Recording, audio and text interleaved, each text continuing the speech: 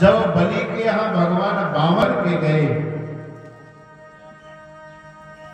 तो भगवान बड़े प्रिय लगे और इस बलि की पुत्री ने कहा कि कहीं ये जो बामन है मेरा पुत्र होता तो मैं इसको स्तनपान कराती।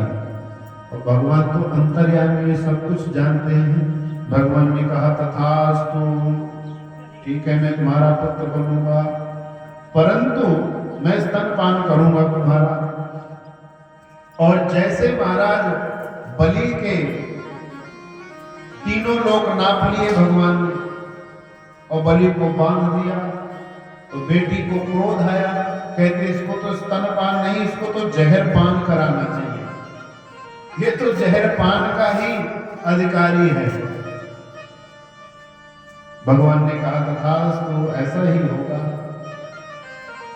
भगवान कहते हैं ये यथा माम प्रपद्यन्ते तांस तथैव भजाम्यहम्, मेरा भक्त मुझे जिस प्रकार से भजता है उस प्रकार मैं उसको मिलता।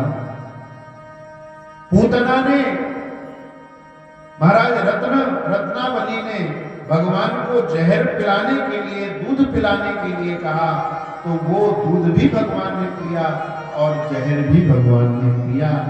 और मां की गति चाहती थी, भगवान ने मां की गति दी।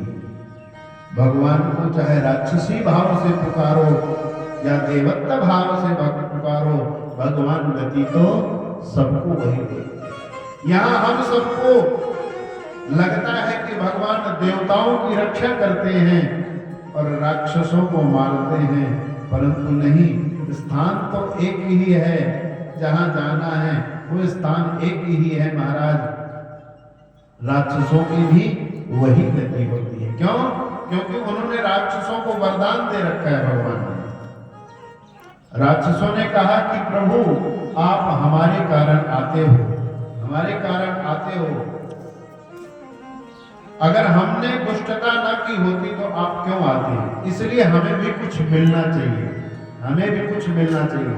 भगवान ने कहा अगर हमसे मिलना चाहते हो, हमारे लोक में जाना चाहते तो हमसे संबंध बनाना पड़ेगा, हमारी पूजा करना पड़ेगा।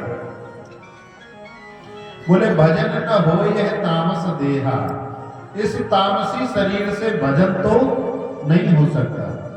तो बोले भजन नहीं हो सकता तो मुक्ति नहीं मिल सकती। बोले नहीं, आते हमारे वजह से हो इसलिए मुक्ति जरूरी। बोले तो हमसे संबंध बनाओ। बोले संबंध तो ठीक है, एक संबंध बना सकते हैं। बोले कौन सा? बोले राक्षस का, तुमको गाली दे सकते।